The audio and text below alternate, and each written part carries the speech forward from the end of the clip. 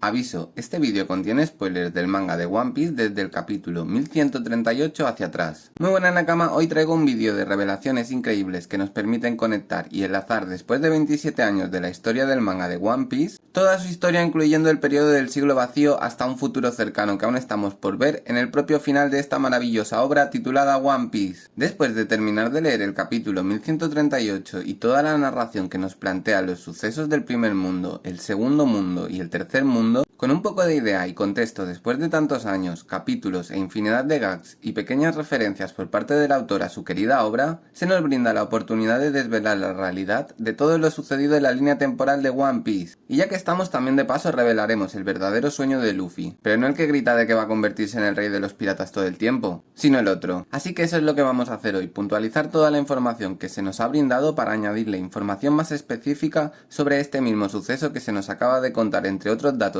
que iré añadiendo que reforzarán toda la historia y realidad sobre el mundo de One Piece. Pero antes de empezar con el vídeo te agradecería que revisases si estás suscrito y si no estás suscrito, suscribirte. Y sobre todo, si puedes y quieres, activar las notificaciones en todas. Eso YouTube lo tiene muy en cuenta y yo también, es lo que más te agradecería de corazón. Dicho esto, no me enrollo más, así que vamos con el vídeo.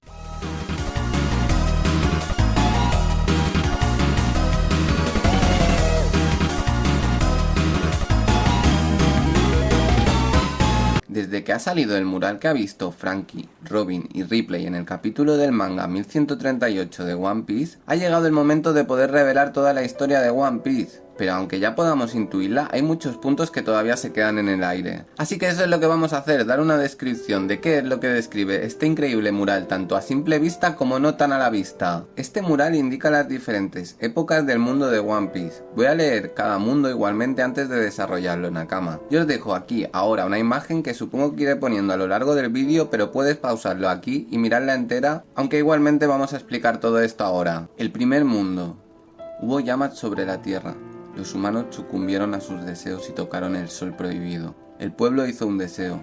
Entonces el dios del sol apareció. Pero el dios de la tierra se enfureció y junto con la serpiente infernal de llamas envolvieron el mundo en muerte y oscuridad. Nunca más volverían a encontrarse. Bien, este fragmento desde mi punto de vista es el más difícil de explicar, pero se refiere a un punto temporal de la historia por detrás del siglo vacío. También se refiere a cómo fue la creación del verdadero Nika y original Nika. Este sí es Nika oficialmente, no Joy Boy. Este Nika también, es decir, el original, tiene grandes semejanzas con los personajes de Skypiea y sobre todo con Wiper, el actual apodado demonio de guerra que luchó para recuperar Upper de las manos y control de Enel, e intentar despojarlo como dios de la isla del cielo, hasta que lo logró junto a Luffy y los Mugis en su llegada a Skypiea. ¿Y no te suena mucho esta historia resumida de algo? Correcto, Nakama, Goda lo volvió a hacer. Nika será nativo de un deseo de gente muy similar a Skypiea o incluso a lo mejor de la luna, por lo que vemos en la mini historia de Enel. Pero vaya, el caso es ese, que Nika y Skypiea se asemejan en la historia de Wiper, y Enel se asemeja a la historia de Imu pero en Skypiea Enel. Así que sí, ahora con este contexto voy a pasar a decirte todo lo que se puede leer entre líneas del primer mundo del mural. Hubo llamas sobre la tierra, motivo por el que apareció Nika por el deseo en común del pueblo y también motivo por el que tuvieron que evacuar la tierra, es decir, por estas llamas.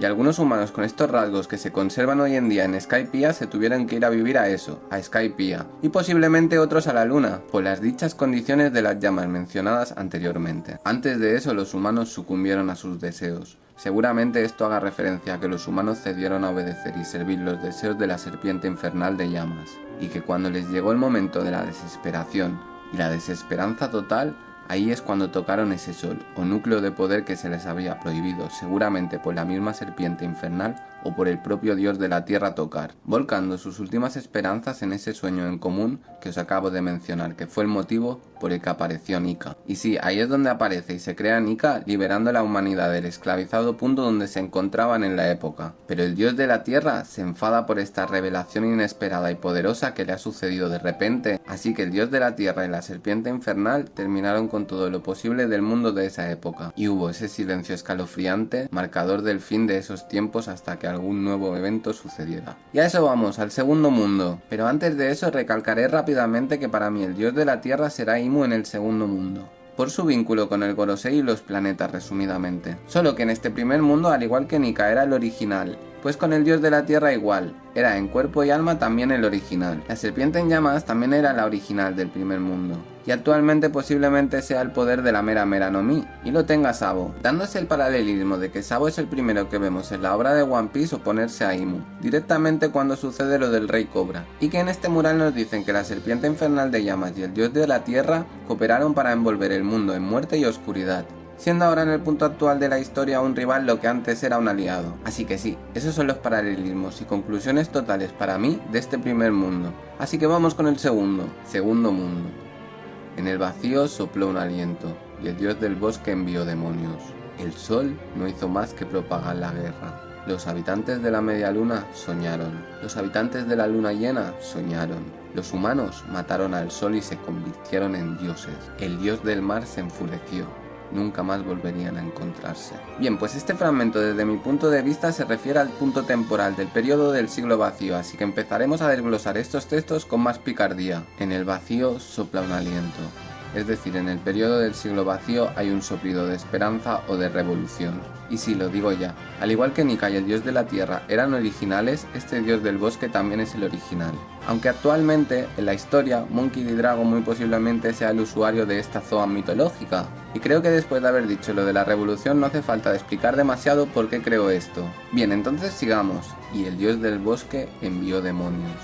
El sol no hizo más que propagar la guerra. A ver, Nakama, aquí hay posibilidad de confusión. El sol no es el dios del sol. Vamos por partes. El dios del bosque envió demonios con la intención de acabar con ese periodo de silencio sucedido en el primer mundo, y ese sol que nos mencionan seguramente sin mala intención extendió el caos de la guerra. Ese caos de la guerra y ese sol que nos mencionan como dios del sol a lo mejor sea o el usuario gigante pariente lejano ancestral de Loki, o si no, incluso a lo mejor el mismo Joy Boy que sin ninguna maldad intentó oponerse a esos humanos antes de que se convirtieran entre comillas en dioses y acabó perdiendo la batalla. Pero igualmente esa batalla dejó muchos daños ocasionados, empeorando casi las circunstancias sucedidas en el primer mundo. Cuando los humanos decidieron convertirse en falsos dioses, el verdadero dios del mar enfureció, imponiendo la maldición de que cualquier usuario con alguna Akuma no Mi se hundiera como plomo si establecía contacto con el propio mar. El último punto a resaltar de este mundo es que la diferencia de estos habitantes a los del primer mundo es que estos estaban en una época de soñar.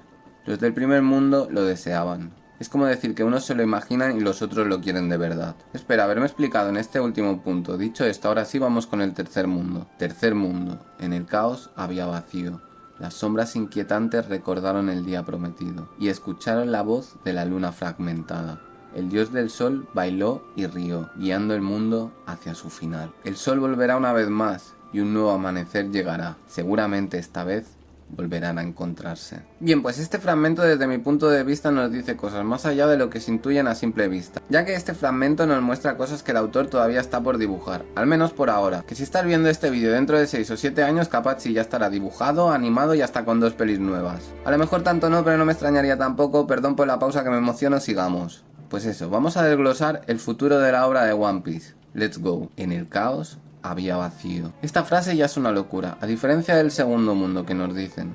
En el vacío sopla un aliento, que significa que en el vacío hay esperanza. Aquí nos dicen que en el caos había vacío. Aquí ya no es el vacío el que trae el aliento, aquí el vacío está en el caos. Y ese vacío que está en el caos, chicos y chicas, señores y señoritas, es nada más y nada menos que Marshall D. Teach alias Kurohige y su fruta Yami Yami no Mi, si es que no le cambian el nombre de la obra en cualquier segundo de la misma. Dicho esto, sigamos, y escucharon la voz de la luna fragmentada.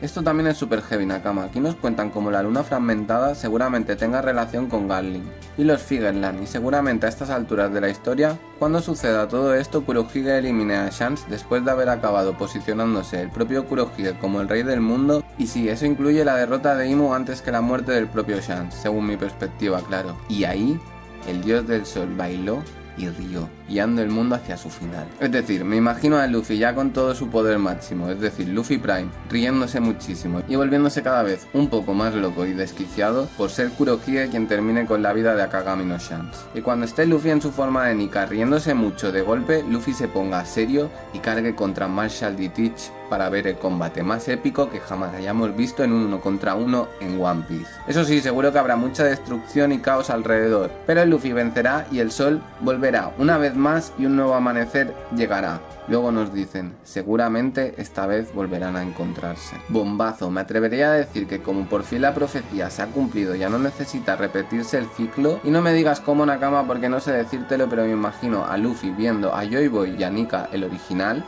y que le digan a Luffy algo los dos como sí, lo lograste. Y Luffy diga, sí, no sé de qué me habláis y vosotros quiénes sois. O algo así y que se desvanezcan Joy Boy y Nika sonriendo como humo a la vez que Luffy también está sonriendo. Fin del tercer mundo. Wow, Nakama, cuando estaba escribiendo esto se me han puesto los pelos de punta. Qué bonito si pasase algo así al final después de toda la luz, fuego y destrucción, porque el mundo puede ser una ruina y no lo podemos permitir. Pero eso es otra historia, así que vamos al último punto de todo. El sueño de Luffy. En este mismo capítulo 1138 se nos ha revelado el auténtico sueño de Luffy. Y antes de que se diga de forma canónica en el propio manga, quería venir a decírtelo yo mismo por si no estabas seguro o te habías saltado este detalle. Bien, pues la conversación que tiene Franky en el mismo árbol Adam de Elbaf con Ripley, cuando Franky le pregunta por qué hay otros personajes que no son gigantes dibujados si Elbaf es una isla de gigantes, Ripley nos dice que la persona que hizo esos dibujos debía ser un niño, porque ha habido constancia de diferentes guerras en diferentes tiempos y épocas, pero que nunca ha habido constancia de que todas las especies y clases de cualquier posición social brinden como una sola misma raza de seres vivos.